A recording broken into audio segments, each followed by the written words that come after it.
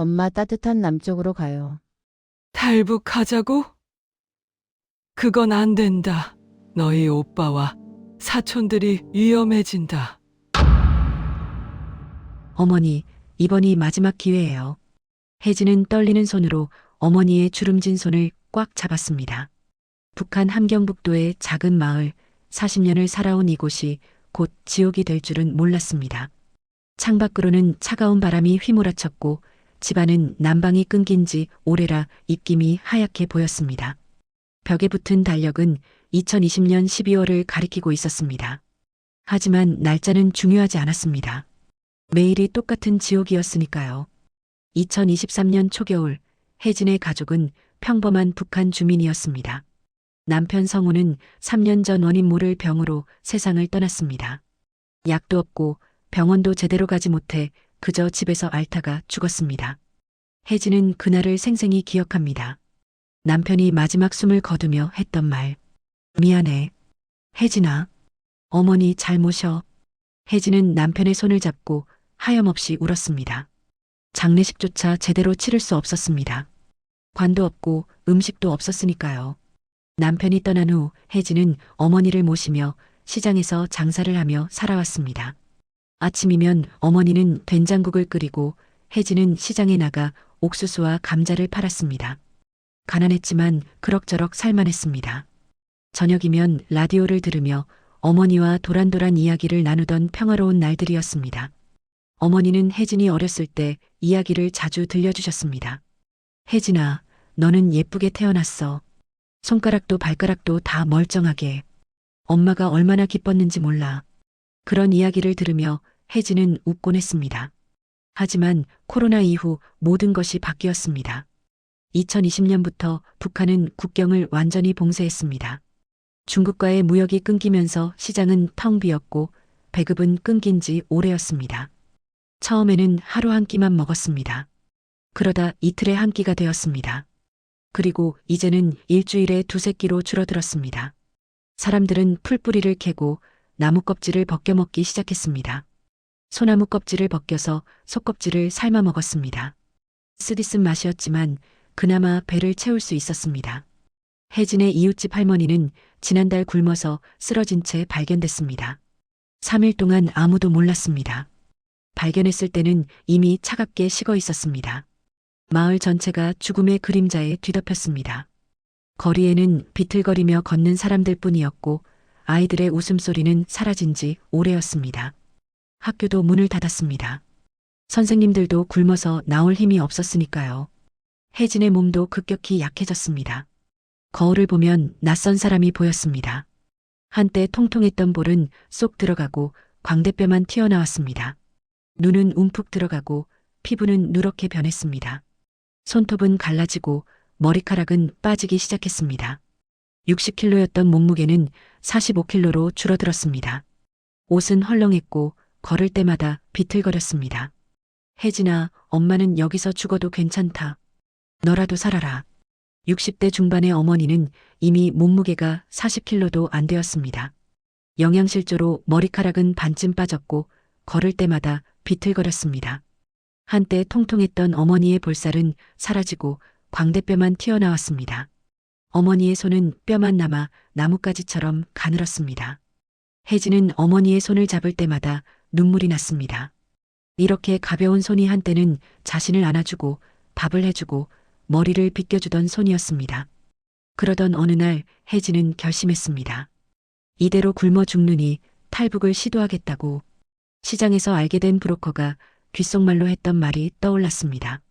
15만 위안만 있으면 중국을 거쳐 한국까지 갈 수 있어요. 일단 탈출하면 나중에 갚으면 돼요. 한국 정부가 다 지원해줘요. 집도 주고 돈도 주고 일자리도 알선해줘요. 거기 가면 밥 걱정 안 해도 돼요. 15만 위안, 한국 돈으로 약 3천만 원. 혜진에게는 없는 돈이었지만 도착하면 한국 정부가 도와준다는 말을 들었습니다. 정착금도 준다고 했습니다. 2천만 원 정도 받는다고 했습니다. 혜진은 며칠 밤을 고민했습니다. 탈북은 목숨을 거는 일이었습니다. 실패하면 정치 범수용 소행이었습니다. 거기 가면 죽는 것보다 못한 삶을 살아야 했습니다. 하지만 여기 남아 있어도 죽음뿐이었습니다. 굶어 죽거나 병들어 죽거나 어차피 죽을 거라면 한번 살아보자. 혜진은 결심했습니다. 어머니, 우리 남한으로 가요. 거기 가면 밥 걱정 안 해도 돼요. 병원도 공짜고 집도 준대요. TV에서 봤어요. 남한 사람들은 다 잘 산대요. 냉장고에 음식이 가득하고 겨울에도 집이 따뜻하대요. 사람들이 통통하고 얼굴에 생기가 돌아요. 거기 가면 우리도 그렇게 살 수 있어요. 제발 저 믿고 따라와 주세요. 혜진의 눈에는 눈물이 가득했습니다. 어머니는 한참을 망설였습니다. 40년을 살아온 이 땅, 남편과 함께 살던 집, 텃밭에 심었던 배추와 상추, 마당의 감나무, 모든 것이 추억이었습니다. 하지만 이제 이곳은 지옥이었습니다. 어머니는 천천히 고개를 끄덕였습니다. 그래, 어차피 여기 있으면 다 죽는다. 가자. 우리 같이 가자. 엄마도 죽기 전에 자유로운 땅에서 살아보고 싶구나. 그리고 혜진아, 엄마가 죽더라도 너는 꼭 한국에 가야 한다. 알았지? 어머니, 무슨 소리예요? 우리 같이 가는 거예요. 꼭 같이요. 혜진은 어머니를 꼭 안았습니다. 어머니의 몸에서 뼈만 만져졌습니다. 그날 밤 혜진은 남편의 사진을 오래 들여다봤습니다. 여보, 미안해요. 당신 혼자 두고 가서. 하지만 살아야 해요. 어머니랑 저 살아야 해요. 당신도 그러길 원하잖아요. 우리 한국 가서 잘 살게요. 당신 목까지 열심히 살게요. 혜진은 사진에 입을 맞추고 보따리 깊숙이 넣었습니다. 눈물이 사진 위로 떨어졌습니다.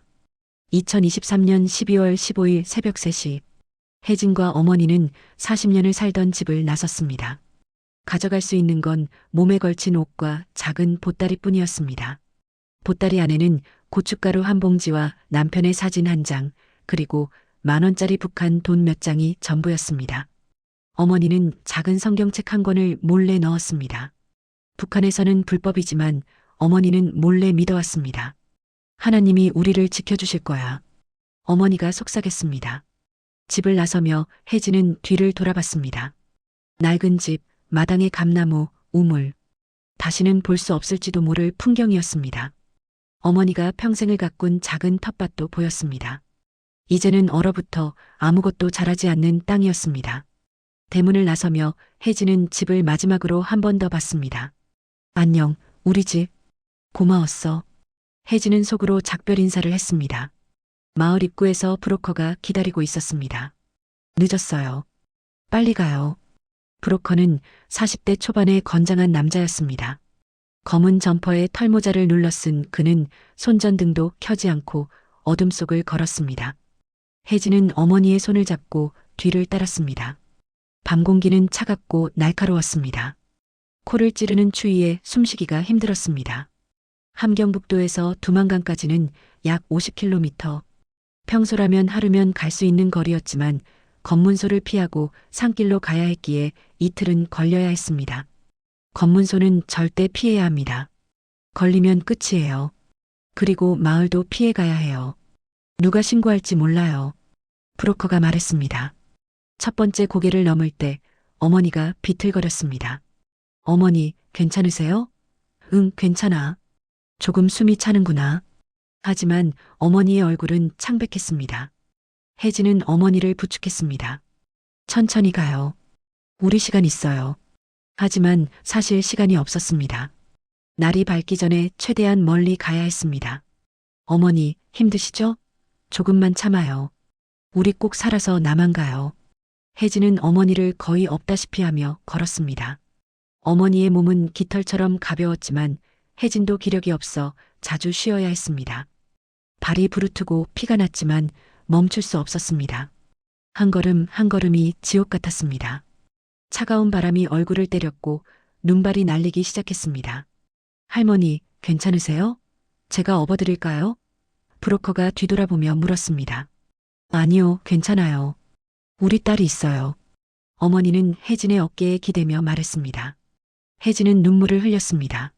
어머니가 너무나 가벼웠습니다. 뼈밖에 안 남은 어머니를 느끼며 혜진은 이를 악물었습니다. 꼭 살려야 해. 어머니를 꼭 살려야 해. 산길은 험했습니다. 돌부리에 걸려 넘어지기도 했습니다. 혜진은 무릎을 다쳤지만 소리를 내지 않았습니다. 어머니를 걱정시킬 수 없었습니다.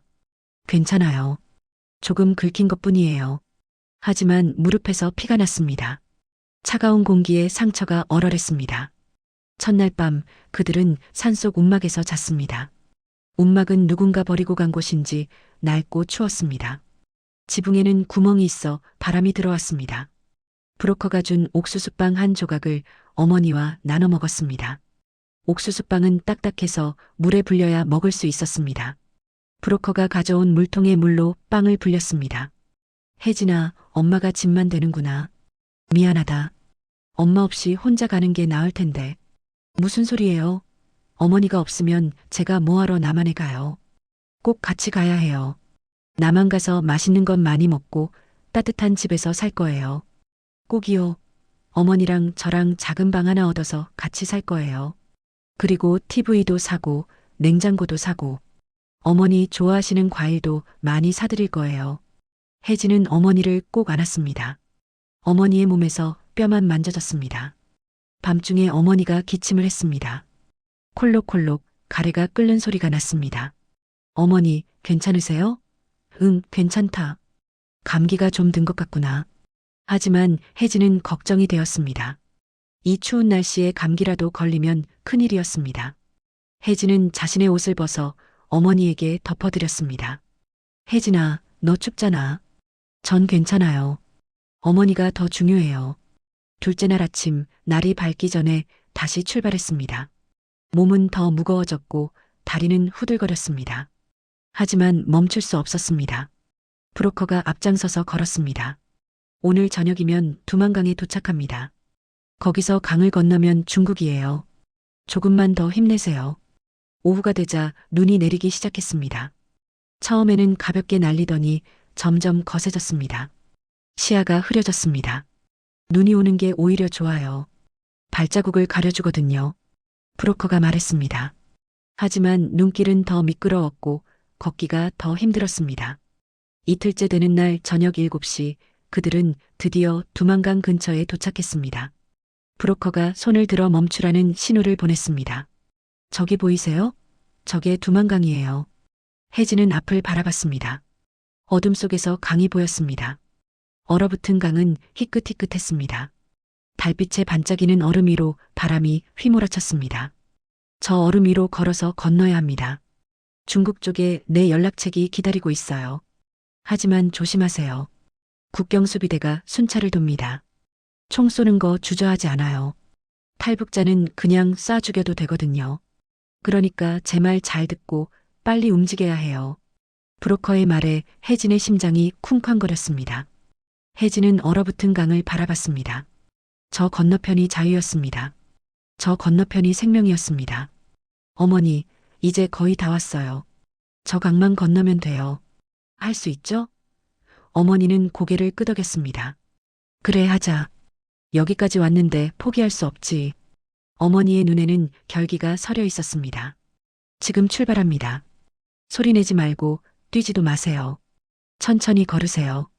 얼음이 깨질 수도 있어요. 그리고 불빛 보이면 바로 엎드리세요. 알았죠? 브로커가 먼저 얼음 위로 발을 내디뎠습니다. 뒤이어 혜진이 어머니의 손을 잡고 따라갔습니다. 얼음은 두꺼웠지만 발을 디딜 때마다 삐걱거리는 소리가 났습니다. 그 소리가 너무나 크게 들렸습니다. 혜진의 심장은 터질 듯이 뛰었습니다. 두근두근 심장 소리가 귓가에서 울렸습니다. 강 건너편까지는 약 200m. 평소라면 5분이면 갈 수 있는 거리였지만 국경수비대의 눈을 피해 조심조심 걸어야 했습니다. 어머니의 손은 차갑고 떨리고 있었습니다. 혜진은 어머니의 손을 더 꽉 잡았습니다. 괜찮아요, 어머니. 제가 있어요. 혜진은 속삭였습니다. 바람이 얼음 위를 휘몰아쳤습니다. 너무 추워서 얼굴이 얼얼했습니다. 눈물이 나왔지만 금방 얼어붙었습니다. 50m를 걸었을 때 어머니가 미끄러졌습니다. 어머니, 혜진이 재빨리 어머니를 붙잡았습니다. 하지만 소리가 났습니다. 얼음에 부딪히는 소리. 브로커가 뒤돌아보며 손가락을 입에 댔습니다. 조용히 하라는 신호였습니다. 어머니는 무릎을 다쳤지만 소리를 내지 않았습니다. 입술을 깨물며 고통을 참았습니다. 괜찮아, 가자. 어머니가 속삭였습니다. 혜진은 어머니를 더욱 꽉 붙잡고 천천히 앞으로 나아갔습니다. 100m를 왔습니다. 이제 반쯤 왔습니다. 중국 땅이 점점 가까워졌습니다. 조금만 더, 조금만 더. 혜진은 속으로 되뇌었습니다. 그때였습니다. 거기서 누구냐? 강변초소에서 북한군 병사의 고함이 들렸습니다. 혜진의 온몸에 소름이 돋았습니다. 손전등 불빛이 얼음 위를 훑었습니다. 불빛이 그들을 향해 다가왔습니다. 시간이 멈춘 것 같았습니다. 뛰세요. 지금 당장. 브로커가 소리쳤습니다. 혜진은 어머니의 손을 잡고 뛰기 시작했습니다. 하지만 어머니는 다리에 힘이 없어 제대로 뛰지 못했습니다. 비틀거렸습니다. 어머니, 힘내세요. 혜진이 외쳤습니다. 타타타탕, 총소리가 울렸습니다. 귀가 먹먹해졌습니다. 총알이 얼음에 박히며 파편이 튀었습니다. 쨍그랑 얼음 조각이 사방으로 튀었습니다. 혜진의 귓가에 총알이 스쳐 지나가는 소리가 들렸습니다. 휙, 휙. 죽음의 소리였습니다. 어머니, 힘내세요. 조금만 더요. 저기만 가면 살아요. 혜진은 어머니를 거의 끌다시피 하며 앞으로 나아갔습니다. 눈물이 얼굴을 타고 흘렀지만 멈출 수 없었습니다. 뒤에서 병사들이 강으로 내려오는 소리가 들렸습니다. 잡아라. 탈북자다. 고함 소리가 들렸습니다. 그들도 얼음 위로 올라오고 있었습니다. 타탕. 또 총소리가 울렸습니다. 이번에는 더 가까웠습니다. 혜진의 옆을 총알이 스쳐 지나갔습니다. 너무 가까워서 바람이 느껴졌습니다. 엄마, 업혀요. 빨리. 혜진은 어머니를 업었습니다. 어머니는 너무나 가벼웠습니다.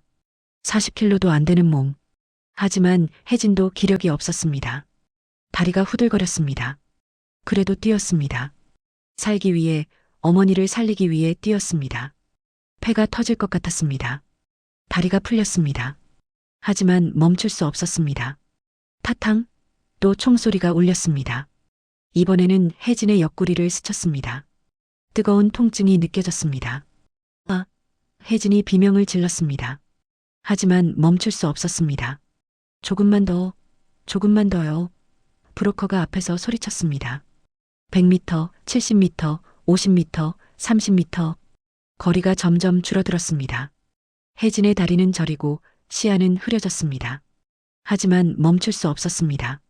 드디어 중국 땅에 발을 디뎠습니다. 그 순간 혜진은 무릎이 꺾였습니다. 어머니와 함께 땅에 쓰러졌습니다. 살았다. 살았어요. 혜진이 울먹였습니다. 중국 쪽에서 기다리던 연락책이 달려왔습니다. 빨리 일어나요. 아직 안전하지 않아요. 그가 그들을 일으켜 세웠습니다. 뒤에서 총소리가 계속 들렸습니다. 하지만 병사들은 중국 땅까지는 넘어오지 못했습니다. 국경을 넘으면 외교 문제가 되니까요. 연락책은 그들을 낡은 트럭에 태웠습니다. 트럭은 요란한 엔진 소리를 내며 출발했습니다. 휴, 살았다. 혜진은 트럭 짐칸에 주저앉았습니다. 어머니는 그녀의 품에 안겨 숨을 헐떡였습니다. 두 사람 모두 온몸이 땀으로 젖어 있었습니다. 영하 20도의 날씨인데도 땀이 비오듯 흘렀습니다. 혜진은 옆구리를 만져봤습니다. 손에 피가 묻어났습니다. 총알이 스쳐 지나가며 살짝 긁힌 것이었습니다. 깊지는 않았지만 피가 났습니다. 어머니, 저 괜찮아요. 조금 긁힌 것뿐이에요. 혜진은 옷으로 상처를 눌렀습니다. 혜진아, 피나? 어머니가 걱정스럽게 물었습니다. 아니에요, 괜찮아요. 조금 긁힌 거예요. 하지만 통증은 점점 심해졌습니다. 혜진은 이를 악물고 참았습니다. 어머니를 걱정시킬 수 없었습니다. 하지만 안도의 순간도 잠시 브로커가 차가운 목소리로 말했습니다. 이제부터가 진짜 시작입니다. 중국 공안에 걸리면 북한으로 강제 송환됩니다. 그러면 정치범 수용 소행이에요. 거기 가면 죽는 것보다 못합니다. 고문당하고 굶어 죽습니다. 온 가족이 3대가 수용소에 갇힙니다. 그러니 절대 들키면 안 돼요. 앞으로 한 달은 숨어 다녀야 해요. 중국을 가로질러 남쪽으로 가야 해요. 4,000km를 가야 해요. 혜진의 가슴이 철렁 내려앉았습니다. 4,000km. 두만강을 건넌 건 시작에 불과했습니다. 앞으로 더 길고 험한 여정이 기다리고 있었습니다. 혜진은 어머니를 꼭 안았습니다. 괜찮아요, 어머니. 우리 꼭 해낼 거예요. 꼭이요. 트럭은 2시간을 달렸습니다. 흔들리는 짐칸에서 혜진과 어머니는 서로를 꼭 안고 있었습니다. 새벽 3시 트럭은 중국 동북부의 어느 시골 마을에 그들을 내려놓았습니다. 연락책은 낡은 농가 창고로 그들을 안내했습니다. 여기서 2주 정도 숨어 지내야 합니다. 중국 공안이 국경 지역을 집중 단속하고 있어요. 밖에 절대 나가지 마세요. 화장실도 여기 양동이 쓰세요. 소리도 내면 안 돼요. 이 근처에 중국 사람들 살아요. 들키면 신고당합니다. 중국 정부는 탈북자 잡으면 포상금 줘요. 그러니까 조심하세요. 연락책이 말했습니다. 창고는 난방도 안 되는 추운 곳이었습니다. 벽에는 틈이 있어 바람이 들어왔습니다. 바닥은 시멘트 바닥이었고 차가웠습니다. 혜진과 어머니는 집더미 속에 몸을 숨기고 지냈습니다. 연락책은 하루 2번 음식을 가져다 주었습니다. 옥수수죽과 만두 몇 개가 전부였습니다. 하지만 북한에서의 굶주림에 비하면 이것도 감사했습니다. 혜진은 어머니에게 자신의 만두를 더 드렸습니다. 혜진아, 너도 먹어야지. 너까지 쓰러지면 어떡하니? 전 괜찮아요. 어머니가 더 드셔야 해요. 힘을 내셔야 한국까지 갈 수 있어요. 어머니는 천천히 만두를 드셨습니다. 오랜만에 먹는 제대로 된 음식이었습니다. 창고 밖에서는 가끔 차 소리와 사람들의 목소리가 들렸습니다. 중국어였습니다. 알아들을 수 없는 말들이었습니다. 그때마다 2사람은 숨을 죽였습니다.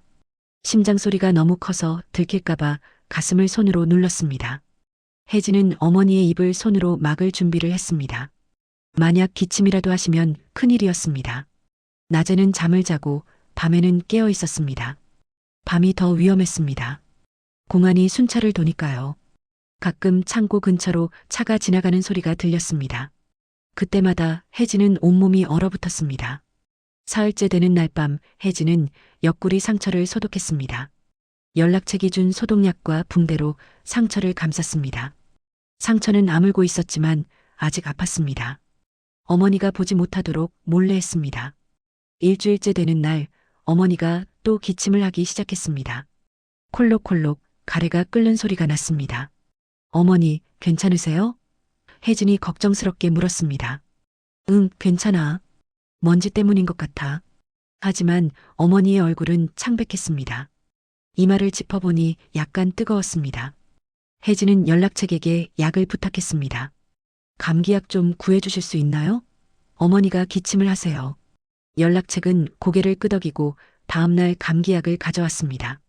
많이 아프시면 안 돼요. 병원은 못 가니까요. 어머니는 약을 드시고 좀 나아졌습니다. 열흘째 되는 날 밤 위기가 찾아왔습니다.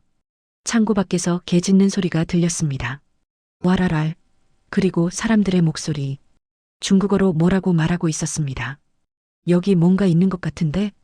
개가 계속 짖네. 가보자. 혜진은 어머니를 꼭 안고 집더미 속 깊이 숨었습니다. 어머니의 입을 손으로 막았습니다. 심장이 터질 것 같았습니다. 문이 열리는 소리가 났습니다. 끽, 녹슨 문이 열렸습니다. 손전등 불빛이 창고 안을 훑었습니다. 혜진은 숨을 참았습니다. 폐가 터질 것 같았습니다. 어머니도 숨을 참고 있었습니다. 불빛이 집더미를 향했습니다. 점점 가까워졌습니다. 혜진은 눈을 질끈 감았습니다. 들키면 끝이야. 북한으로 보내진다. 수용소에 간다. 온갖 생각이 머릿속을 스쳤습니다. 아무것도 없는데? 걔가 착각한 거 아니야? 그런가 봐. 쥐라도 있었나 보지. 가자. 다행히 그들은 집더미를 뒤지지 않고 나갔습니다. 문이 닫혔습니다. 발소리가 멀어졌습니다. 혜진은 그제야 숨을 내쉬었습니다. 후. 온몸이 땀으로 젖어 있었습니다. 어머니는 혜진의 품에서 떨고 있었습니다. 괜찮아요, 어머니. 다 갔어요. 안전해요. 하지만 혜진도 떨고 있었습니다. 온몸이 후들거렸습니다. 이 긴장 속에서 2주를 버텨야 한다는 게 지옥 같았습니다. 그날 밤 혜진은 잠을 이룰 수 없었습니다. 눈을 감으면 총소리가 들리고 개 짖는 소리가 들렸습니다. 악몽이 계속되었습니다. 북한 군인이 쫓아오는 꿈, 공안에게 잡히는 꿈. 혜진은 식은땀을 흘리며 깼습니다. 2주가 지나고 그들은 다시 이동했습니다. 이번에는 화물차 짐칸에 숨어서 남쪽으로 내려갔습니다. 목적지는 윈난성 쿤밍. 그곳에서 동남아로 빠져나갈 계획이었습니다. 거기까지는 일주일 걸려요. 화물차 안에 숨어 있어야 해요. 힘들 거예요. 연락책이 말했습니다. 중국 횡단에는 일주일이 걸렸습니다. 화물차 안은 좁고 어두웠습니다. 빛이 전혀 들어오지 않았습니다. 시간 감각이 사라졌습니다. 낮인지 밤인지 알 수 없었습니다. 화장실도 제대로 갈 수 없었고 씻지도 못했습니다. 몸에서는 악취가 났지만 참아야 했습니다. 혜진과 어머니는 서로의 체온으로 추위를 견뎠습니다. 하루에 한 번 차가 멈추면 연락책이 음식과 물을 주었습니다. 빵과 물이 전부였습니다. 혜진은 어머니에게 더 많이 드렸습니다. 자신은 조금만 먹었습니다. 사흘째 되는 날 어머니가 열이 나기 시작했습니다. 어머니, 괜찮으세요? 혜진이 이마를 짚어봤습니다. 뜨거웠습니다. 응, 괜찮아. 조금 춥구나. 하지만 어머니는 떨고 있었습니다. 혜진은 자신의 옷을 벗어 어머니에게 덮어드렸습니다. 어머니, 조금만 참으세요. 곧 도착해요. 하지만 목적지까지는 아직 며칠이 더 남아 있었습니다. 닷새째 되는 날 쿤밍 근처에 도착했습니다. 하지만 그날 최악의 일이 벌어졌습니다. 검문이다. 차 멈춰. 중국 공안이 화물차를 세웠습니다. 혜진의 심장이 멈추는 것 같았습니다. 어머니의 입을 막고 숨을 죽였습니다. 공안은 화물칸을 열고 안을 살폈습니다. 손전등 불빛이 짐더미를 훑었습니다. 혜진과 어머니는 짐 뒤에 몸을 웅크리고 있었습니다. 옷상자와 신발 상자 뒤에 숨어 있었습니다. 뭐 특이한 거 없나? 공안이 물었습니다. 없는 것 같은데요. 옷이랑 신발 상자뿐이에요. 운전사가 대답했습니다. 공안은 짐 몇 개를 뒤적였습니다. 혜진 바로 앞까지 왔습니다. 손을 뻗으면 닿을 거리였습니다. 혜진은 눈을 감았습니다. 제발, 제발. 마음속으로 기도했습니다. 어머니도 떨고 있었습니다. 공안의 손이 상자를 만졌습니다. 혜진의 바로 옆 상자였습니다. 그때 다른 공안이 소리쳤습니다. 야, 빨리 와. 저기 수상한 차 있어. 알았어. 공안은 짐을 다 뒤지지 않고 문을 닫았습니다. 쾅! 문이 닫히는 소리가 났습니다. 차가 다시 출발했습니다. 휴! 혜진은 그제야 숨을 내쉬었습니다. 온몸에 힘이 풀렸습니다. 어머니는 혜진의 품에서 기도하듯 중얼거렸습니다. 부처님, 우리를 살려주소서. 제발. 그날 밤 혜진은 잠을 이룰 수 없었습니다. 언제 또 검문에 걸릴지, 언제 발각될지 알 수 없었습니다. 하지만 포기할 수 없었습니다. 여기까지 왔는데 다시 돌아갈 수는 없었습니다. 북한으로 돌아가면 죽음뿐이었습니다. 쿤밍에 도착한 날은 2024년 1월 초였습니다. 화물차에서 내린 혜진과 어머니는 비틀거렸습니다. 일주일 동안 좁은 공간에 갇혀 있었기 때문입니다. 다리에 힘이 없었습니다. 연락책이 그들을 작은 여관으로 안내했습니다. 여기서 이틀 쉬고 여성 브로커가 올 거예요. 그분이 라오스까지 데려다 줄 거예요. 연락책이 말했습니다. 방은 작았지만 침대가 있었습니다. 혜진과 어머니는 한 달 만에 제대로 된 침대에 누웠습니다. 어머니, 침대예요. 푹신해요. 혜진이 말했습니다. 하지만 어머니는 대답이 없었습니다. 어머니? 혜진이 어머니를 돌아봤습니다. 어머니의 얼굴은 창백했고 땀으로 젖어 있었습니다. 어머니, 어머니. 혜진은 어머니를 흔들었습니다. 어머니는 희미하게 눈을 떴습니다. 혜진아, 엄마, 너무 춥다. 하지만 방은 따뜻했습니다. 난방이 잘 되고 있었습니다. 혜진은 어머니의 이마를 짚어봤습니다. 불덩이처럼 뜨거웠습니다. 고열이었습니다. 어머니, 정신 차리세요. 혜진은 패닉에 빠졌습니다. 연락책을 불렀습니다. 어머니가 열이 너무 높아요. 병원에 가야 해요.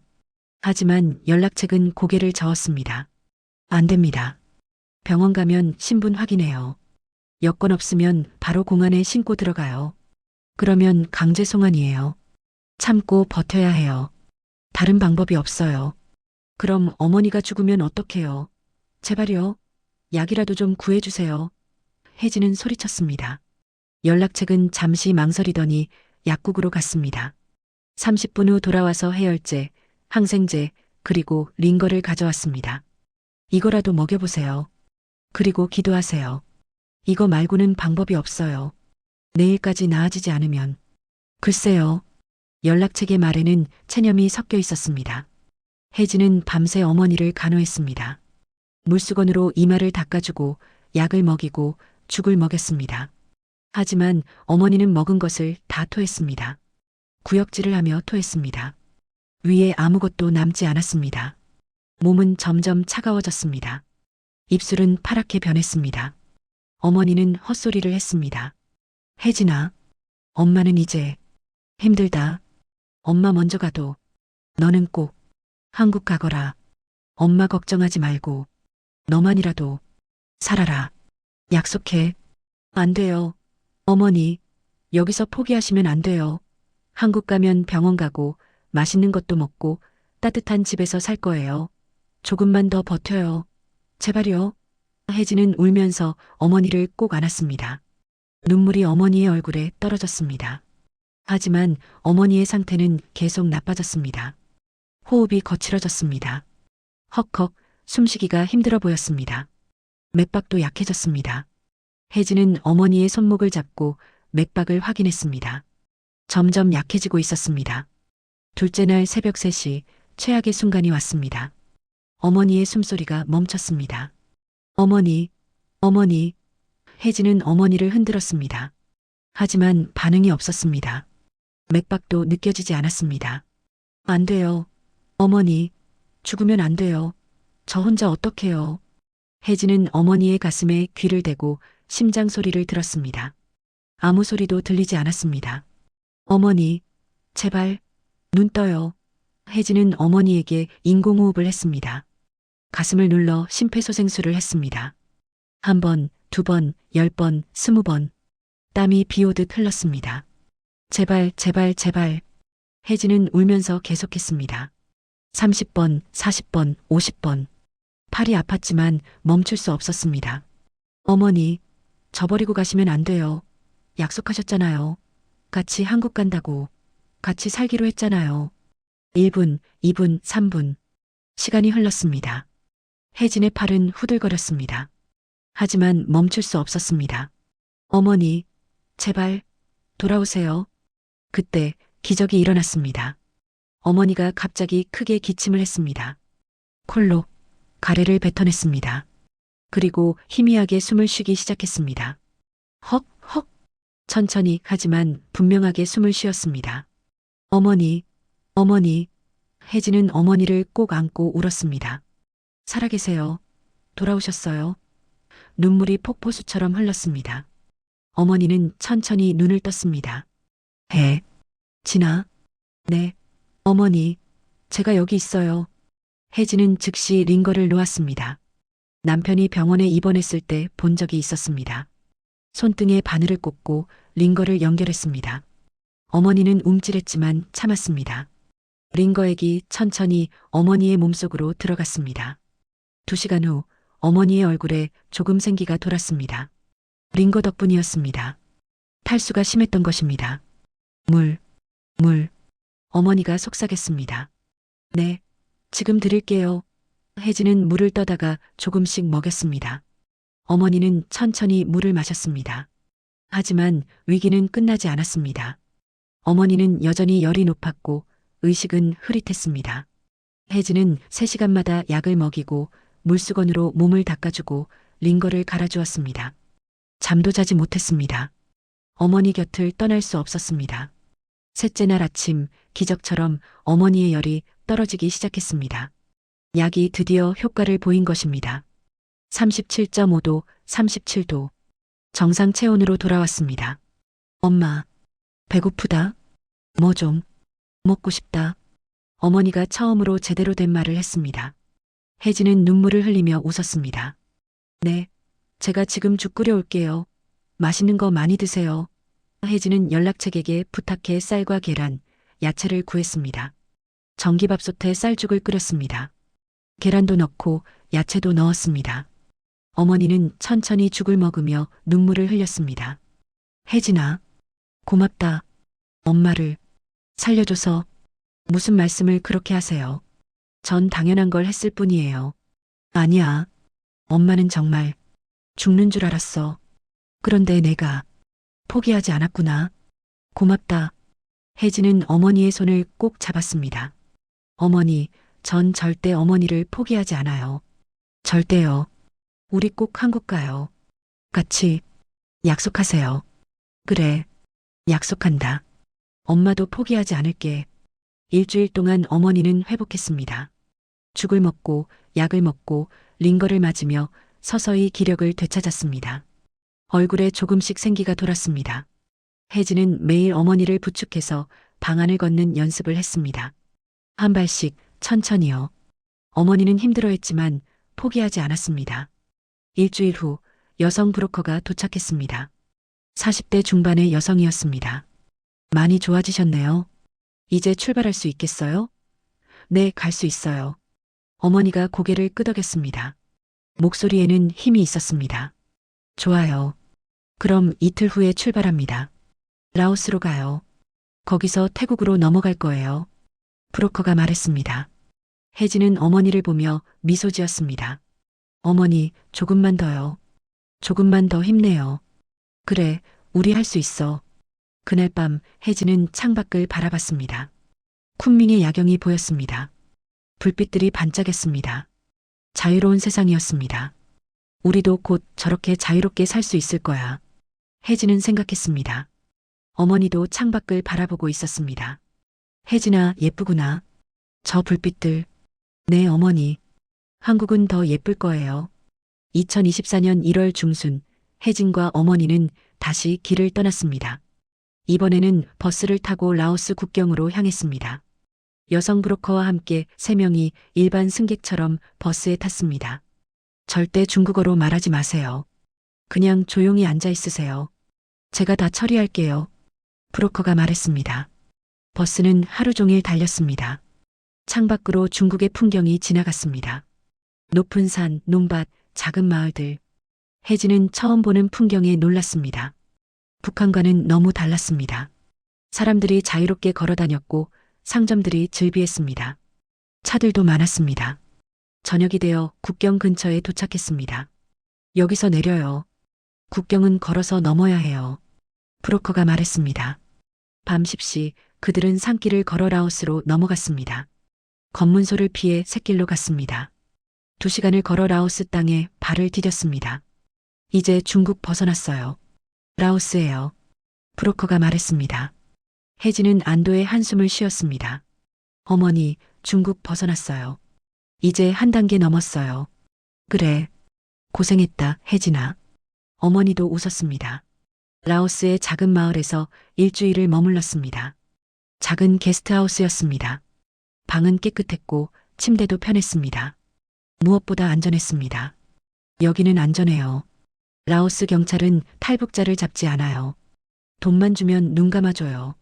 브로커가 설명했습니다. 혜진은 그 시간 동안 어머니에게 영양가 있는 음식을 먹였습니다. 쌀밥과 국, 그리고 과일까지. 처음으로 제대로 된 식사를 할 수 있었습니다. 라오스 음식은 맵고 향신료가 강했지만 맛있었습니다. 쌀국수, 볶음밥, 찹쌀밥. 모든 게 새로웠습니다. 혜진아, 이런 음식이 세상에 있었구나. 엄마 북한에서 40년 살면서 이런 밥은 처음 먹어본다. 이게 바나나야?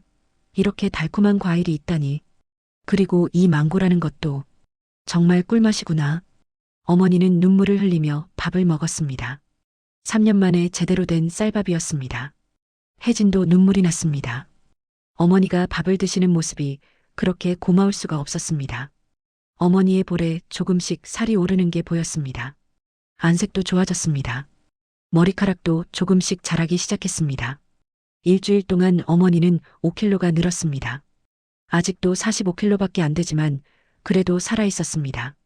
걸을 수도 있었습니다. 혼자서 화장실도 갈 수 있었습니다. 혜진은 매일 밤 감사 기도를 했습니다. 감사합니다. 어머니를 살려주셔서 감사합니다. 여기까지 오게 해주셔서 감사합니다. 일주일 후 그들은 태국으로 향했습니다. 이번에는 미니밴을 타고 국경을 넘었습니다.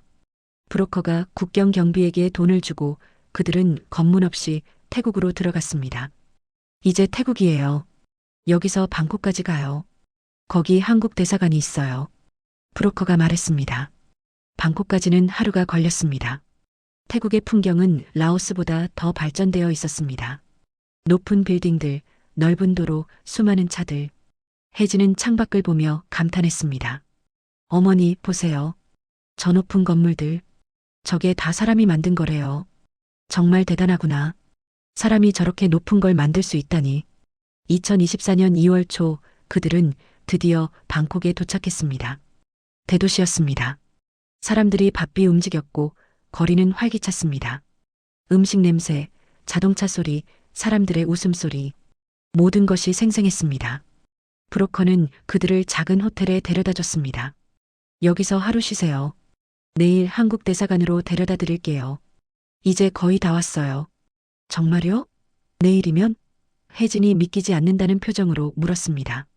네, 내일이면 대한민국 땅이에요. 대사관은 대한민국 영토거든요. 그날 밤 혜진은 잠을 이룰 수 없었습니다. 너무 떨렸습니다. 너무 기뻤습니다.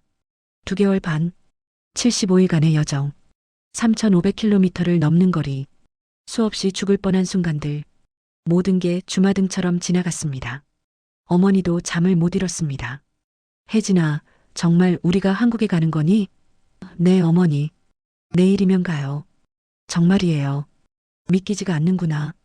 꿈만 같아. 어머니의 눈에서 눈물이 흘렀습니다. 하지만 이번에는 슬픔의 눈물이 아니었습니다. 기쁨의 눈물이었습니다. 다음 날 아침 9시 그들은 한국 대사관으로 향했습니다. 택시를 타고 30분을 갔습니다. 큰 건물이 보였습니다. 그리고 그 건물 위에 태극기가 펄럭이고 있었습니다. 저기 봐요, 어머니. 태극기예요. 우리나라 국기예요. 혜진은 손가락으로 가리키며 외쳤습니다. 어머니도 태극기를 보며 눈물을 흘렸습니다. 태극기, 정말 태극기구나. 택시가 대사관 앞에 섰습니다. 혜진과 어머니는 차에서 내렸습니다. 대사관 정문. 그 앞에 섰을 때 혜진의 무릎이 꺾였습니다. 2개월 반간의 여정, 죽을 고비를 수없이 넘긴 여정의 끝이었습니다. 저희는 북한에서 왔습니다. 대한민국 국민으로 받아주세요. 제발. 혜진은 울먹이며 말했습니다. 경비원이 다가왔습니다. 북한에서 오셨어요? 잠시만 기다리세요. 그는 무전기로 연락했습니다. 5분 후 대사관 직원이 나왔습니다. 30대 중반의 남성이었습니다. 한국 사람이었습니다. 한국말을 했습니다. 어서 오세요. 고생 많으셨어요. 이제 안전해요. 걱정하지 마세요. 여기는 대한민국 영토예요. 이제 집에 오신 거예요. 그 말에 혜진은 그동안 참았던 눈물을 터뜨렸습니다. 감사합니다. 정말 감사합니다. 어머니도 함께 울었습니다. 두 사람은 대사관 계단에 주저앉아 한참을 울었습니다. 대사관 직원은 그들을 안으로 안내했습니다. 따뜻한 실내, 깨끗한 소파, 그리고 따뜻한 차 한 잔. 천천히 드세요. 그리고 몸 좀 추스르세요. 이따가 이야기 들을게요. 직원은 친절했습니다. 혜진과 어머니는 그 자리에서 한참을 울었습니다. 드디어 살았습니다. 드디어 대한민국 땅에 발을 디뎠습니다. 비록 태국에 있지만 이곳은 대한민국 영토였습니다. 어머니, 우리 해냈어요. 정말 해냈어요. 그래. 우리 정말 대단하다. 여기까지 왔구나. 두 사람은 서로를 꼭 안았습니다. 2개월 반의 지옥 같은 여정. 하지만 그들은 포기하지 않았습니다. 그리고 마침내 해냈습니다. 대사관에서는 그들에게 따뜻한 식사와 깨끗한 옷, 그리고 휴식할 방을 제공했습니다. 샤워도 할 수 있었습니다. 혜진과 어머니는 2개월 만에 제대로 된 샤워를 했습니다. 따뜻한 물이 몸에 닿는 순간 혜진은 울었습니다. 너무나 감사했습니다. 깨끗한 옷으로 갈아입었습니다. 새 옷이었습니다. 대사관에서 준비한 옷이었습니다. 바지, 티셔츠, 속옷, 양말까지 모든 게 새 것이었습니다. 어머니, 새 옷이에요. 깨끗해요. 그러게. 고맙구나. 정말 고마워. 저녁에는 한식이 나왔습니다. 김치찌개, 쌀밥, 계란말이, 김 그리고 된장국. 한국 음식이었습니다. 혜진과 어머니는 눈물을 흘리며 먹었습니다. 한국 음식이에요, 어머니. 북한 음식이랑 비슷해요. 그래. 맛있구나. 정말 맛있어. 다음 날 직원과 면담을 했습니다. 탈북 과정을 말씀해 주세요. 어떻게 오셨어요? 혜진은 모든 것을 이야기했습니다. 두만강을 건넌 이야기, 중국을 가로지른 이야기, 어머니가 죽을 뻔한 이야기, 모든 것을. 직원은 고개를 끄덕이며 들었습니다. 정말 고생 많으셨어요. 대단하십니다. 어머니를 모시고 오시다니 쉽지 않았을 텐데. 어머니 없이는 못 왔을 거예요. 어머니가 계셔서 포기하지 않았어요. 혜진이 말했습니다. 이제 서류 작업하고 일주일 후면 한국으로 가실 수 있어요. 비행기 타고 가시는 거예요. 인천공항으로 가요. 비행기요? 하늘을 나는? 어머니가 놀란 표정으로 물었습니다. 네, 맞아요. 비행기로 가요. 6시간이면 도착해요. 세상에, 비행기를 타다니. 일주일 동안 대사관에서 지냈습니다. 그동안 건강검진도 받았습니다. 태국 병원에서 검사를 받았습니다. 어머니는 폐렴 흔적이 있었고 영양실조가 심각했습니다. 하지만 치료를 받으며 점점 좋아졌습니다. 혜진도 영양실조와 빈혈이 있었습니다. 옆구리 상처도 아직 완전히 아물지 않았습니다. 의사는 약을 처방했습니다. 이 약 잘 드세요. 그리고 한국 가서 계속 치료받으세요. 괜찮아질 거예요. 혜진은 감사하다고 말했습니다. 대사관에서는 한국에 대해서도 알려줬습니다. 한국은 자유로운 나라예요. 하고 싶은 말하고 가고 싶은 곳 가고 먹고 싶은 것 먹을 수 있어요. 아무도 감시하지 않아요. 그리고 정부에서 도와줘요. 집도 주고 정착금도 주고 한국어 교육도 시켜줘요. 걱정하지 마세요. 혜진은 상상이 안 됐습니다. 그런 세상이 정말 있을까? 감시 없이 자유롭게 살 수 있는 세상? 말하고 싶은 것 다 말할 수 있는 세상? 정말일까? 정말이에요. 한국은 그런 나라예요. 곧 보시게 될 거예요. 직원이 웃으며 말했습니다. 2024년 2월 10일 드디어 출발하는 날이었습니다. 공항으로 가는 차 안에서 혜진은 방콕의 거리를 마지막으로 봤습니다. 이곳에서 자유를 손에 넣었습니다. 이곳에서 새로운 삶이 시작되었습니다. 공항에 도착했습니다. 수완나품 공항. 거대한 공항이었습니다. 사람들이 바삐 움직였고 비행기들이 이륙하고 착륙했습니다. 혜진과 어머니는 처음 보는 광경에 놀랐습니다. 저기 보이는 게 비행기예요. 저걸 타고 한국 가는 거예요. 직원이 설명했습니다. 정말 크구나. 저게 하늘을 난다니. 어머니가 감탄했습니다. 비행기에 탑승했습니다. 좌석에 앉았습니다. 창가 좌석이었습니다. 승무원이 안전벨트를 매주었습니다. 잠시 후 이륙합니다. 긴장하지 마세요. 승무원은 친절했습니다. 비행기가 움직이기 시작했습니다. 점점 빨라졌습니다. 그리고 땅에서 떠올랐습니다. 어머니, 우리 날아요. 하늘을 날아요. 혜진이 외쳤습니다. 창밖으로 방콕이 점점 작아졌습니다. 구름 위로 올라갔습니다. 세상에, 정말 날고 있구나. 신기하다. 어머니는 창밖을 보며 눈물을 흘렸습니다. 6시간 후 그들은 대한민국 인천공항에 도착할 것입니다. 꿈에 그리던 나라, 자유의 나라, 대한민국. 비행기 안에서 혜진은 어머니의 손을 잡았습니다. 어머니, 곧 도착해요. 한국이에요. 우리 집이에요. 그래, 우리 집. 드디어 집에 가는구나. 두 사람은 서로를 보며 미소 지었습니다. 2개월 반의 여정. 지옥 같은 여정. 하지만 그들은 해냈습니다. 포기하지 않았습니다. 그리고 마침내 자유를 손에 넣었습니다. 2024년 2월 10일 오후 5시 비행기는 인천공항에 착륙했습니다. 바퀴가 땅에 닿는 순간 기내에 박수 소리가 울렸습니다. 승객들이 박수를 쳤습니다. 혜진과 어머니도 박수를 쳤습니다. 도착했습니다. 드디어 대한민국에 도착했습니다. 비행기에서 내렸습니다. 공항 안으로 들어갔습니다. 통일부 직원들이 그들을 맞이했습니다. 대한민국에 오신 것을 환영합니다. 고생 많으셨어요. 직원들은 환하게 웃었습니다. 꽃다발도 주었습니다. 혜진은 공항 바닥에 무릎을 꿇었습니다. 그리고 땅에 입을 맞췄습니다.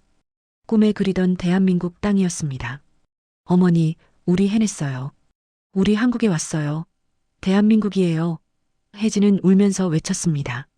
어머니도 무릎을 꿇고 땅을 만졌습니다. 고맙습니다, 하늘이시여. 정말 고맙습니다. 이 땅을 밝게 해주셔서, 우리 딸과 함께 여기까지 오게 해주셔서, 어머니도 울었습니다. 공항을 나오는 길, 혜진은 모든 것이 신기했습니다. 깨끗한 공항, 환한 조명, 자유롭게 웃는 사람들. 아무도 그들을 의심하지 않았습니다. 아무도 그들을 잡아가지 않았습니다. 이게 자유구나. 혜진은 깨달았습니다. 차를 타고 하나원으로 향했습니다. 하나원은 탈북민들이 한국 사회에 적응하도록 돕는 곳이었습니다. 경기도 안성에 있었습니다. 차창 밖으로 한국의 풍경이 보였습니다. 높은 빌딩들, 넓은 도로, 수많은 차들, 네온사인들, 편의점들, 사람들. 어머니, 보세요. 저게 다 한국이에요. 우리나라예요. 정말 대단하구나. 이렇게 발전했구나. 북한이랑 완전히 다르네. 어머니는 창밖을 보며 감탄했습니다. 하나원에 도착했습니다. 깨끗한 건물이었습니다. 직원들이 친절하게 맞이했습니다. 어서 오세요. 여기서 3개월 동안 적응 교육 받으실 거예요. 한국 사회에 대해 배우고 직업 교육도 받고 건강 관리도 받으실 거예요. 걱정하지 마세요. 방을 배정받았습니다. 깨끗한 방이었습니다. 침대 2개, 책상, 옷장, 화장실까지 딸려 있었습니다. 어머니, 우리 방이에요. 우리만 쓰는 방이에요. 정말? 우리만? 네, 우리만요. 첫날 밤 혜진은 생전 처음 푹신한 침대에서 잤습니다. 이불도 깨끗하고 부드러웠습니다. 난방도 잘 됐습니다. 따뜻했습니다. 혜진은 눈물을 흘렸습니다. 너무 감사했습니다. 이런 날이 올 줄 몰랐습니다. 처음 몇 주는 건강검진을 받았습니다. 병원에서 정밀 검사를 받았습니다. 어머니는 폐렴 흔적이 있었고 영양실조가 심각했습니다. 의사는 영양제를 처방했고 매일 건강식을 먹도록 했습니다. 3개월이면 많이 좋아지실 거예요. 걱정하지 마세요. 혜진도 검사를 받았습니다. 영양실조, 빈혈, 그리고 옆구리 상처. 의사는 약을 처방했고 상처를 치료했습니다. 이 상처 총에 맞은 거예요? 네. 두만강 건널 때 정말 고생 많으셨네요. 이제 괜찮아요. 잘 아물 거예요. 한 달이 지나자 어머니의 체중이 10kg나 늘었습니다. 55kg가 되었습니다. 아직 정상 체중은 아니지만 많이 좋아졌습니다. 얼굴에 살이 올랐고 머리카락도 다시 자랐습니다. 혜진도 8kg가 늘었습니다. 53kg가 되었습니다. 어머니, 거울 보세요. 얼굴에 생기가 도셨어요. 그러게. 사람 같아 보이는구나. 두 사람은 거울을 보며 웃었습니다. 하나원에서는 한국 사회에 대해 배웠습니다. 민주주의, 자유, 인권, 법, 경제, 모든 것을. 처음에는 이해가 안 됐습니다. 투표를 한다고요? 국민이 대통령을 뽑는다고요? 네, 맞아요. 5년마다 선거를 해요. 국민이 직접 뽑아요. 말을 자유롭게 한다고요? 정부를 비판해도 된다고요? 네, 맞아요. 자유예요. 아무도 잡아가지 않아요. 혜진은 믿기지 않았습니다. 그런 세상이 정말 있다니. 직업 교육도 받았습니다. 혜진은 요리에 관심이 있었습니다. 북한에서도 음식 만드는 걸 좋아했습니다. 요리 배우고 싶어요. 식당에서 일하고 싶어요. 강사는 요리를 가르쳤습니다. 한식, 양식, 중식, 다양한 요리를 배웠습니다. 3개월이 지나고 혜진과 어머니는 하나원을 수료했습니다. 정착금도 받았습니다. 2천만 원. 혜진은 돈을 보고 울었습니다. 어머니, 이게 다 우리 돈이에요. 정부에서 준 거예요. 세상에, 이렇게 많은 돈을. 정부에서 아파트도 제공했습니다. 서울 노원구의 작은 아파트, 방 2개짜리였습니다. 혜진과 어머니는 아파트를 보고 울었습니다. 어머니, 우리 집이에요. 우리만 사는 집이에요. 아파트는 깨끗했습니다. 난방도 되고 온수도 나왔습니다. 냉장고, TV, 세탁기, 전자레인지까지 다 있었습니다. 혜진아, 이게 꿈이니 생시니? 생시예요, 어머니. 정말이에요. 이제 우리 집이에요. 혜진은 서울의 한 식당에서 일자리를 구했습니다. 주방 보조였습니다. 월급은 200만 원. 북한에서는 상상도 할 수 없는 돈이었습니다. 첫 월급을 받던 날 혜진은 울었습니다. 어머니, 이게 제 돈이에요. 제가 일해서 번 돈이에요. 고생했다, 혜진아. 정말 자랑스럽다. 어머니는 집에서 쉬셨습니다. 아직 건강이 완전하지 않았습니다. 하지만 매일 조금씩 좋아졌습니다. 근처 공원을 산책하고 장을 보고 집안일을 하셨습니다. 혜진아, 이게 꿈이니 생시니? 어머니는 슈퍼마켓에 갈 때마다 눈물을 흘렸습니다. 진열대에 가득한 식료품들, 싱싱한 과일들, 다양한 고기들. 북한에서는 상상도 할 수 없는 풍요였습니다. 혜진아, 이 사과 한 개 값이면 북한에서는 한 달을 먹고 살 수 있었어. 이제 마음껏 드세요, 어머니. 이제 우리 잘 살 거예요. 2025년 겨울, 탈북 2년째가 되던 해, 혜진은 요리 자격증을 땄습니다. 한식조리 기능사 자격증이었습니다. 그리고 작은 반찬 가게를 열었습니다. 정착금과 모은 돈으로 작은 가게를 냈습니다. 어머니가 만든 북한식 김치와 된장이 입소문을 타며 단골들이 생겼습니다. 사장님, 이 김치 진짜 맛있어요. 어디서 배우신 거예요? 북한에서 배웠어요. 우리 어머니가 만드신 거예요. 40년 동안 담가온 김치예요. 혜진은 자랑스럽게 말했습니다. 어머니는 가게 한쪽에서 김치를 담그며 행복한 미소를 지었습니다. 손님들은 친절했고 장사도 잘 됐습니다. 가게는 잘 되었습니다. 손님들은 친절했고 돈도 벌렸습니다. 혜진은 탈북 비용으로 빌린 돈을 조금씩 갚아나갔습니다. 2년 만에 다 갚았습니다. 어머니, 빚 다 갚았어요. 이제 우리 진짜 자유예요. 어느 날 저녁 혜진과 어머니는 한강공원을 산책했습니다. 반짝이는 불빛들, 자유롭게 걷는 사람들, 웃음소리가 가득한 거리. 2년 전 두만강을 건널 때를 생각하면 꿈만 같았습니다. 혜진아, 그때 두만강을 건널 때 엄마는 정말 죽는 줄 알았다. 총소리가 울리고 얼음 위를 뛸 때, 그리고 중국에서 열이 났을 때 엄마는 정말 여기까지 올 줄 몰랐어. 하지만 너 덕분에 살았다. 너 아니었으면 엄마는 진작에 포기했을 거야. 정말 고맙다, 혜진아. 저도요, 어머니. 어머니 아니었으면 저도 포기했을 거예요. 하지만 우리 해냈어요. 우리가 함께였으니까 가능했어요. 어머니가 계셔서 제가 포기하지 않았어요. 어머니를 살리고 싶었어요. 그게 제 힘이었어요. 혜진은 어머니의 손을 꼭 잡았습니다. 이제 어머니의 손에는 살이 올랐고 따뜻했습니다. 엄마, 이 세상에 태어나서 딸로 너를 만난 게 가장 큰 복이다. 너 덕분에 엄마가 자유를 누리고 있어. 고맙다. 정말 고맙다. 사랑한다, 혜진아. 저야말로요, 어머니. 저 때문에 고생하셨잖아요. 미안해요. 그리고 감사해요. 저를 낳아주시고 키워주시고 함께 여기까지 와주셔서. 저도 사랑해요, 어머니. 두 사람은 한강의 야경을 바라보며 눈물을 흘렸습니다. 하지만 이번에는 슬픔의 눈물이 아니었습니다. 감사의 눈물이었습니다. 기쁨의 눈물이었습니다.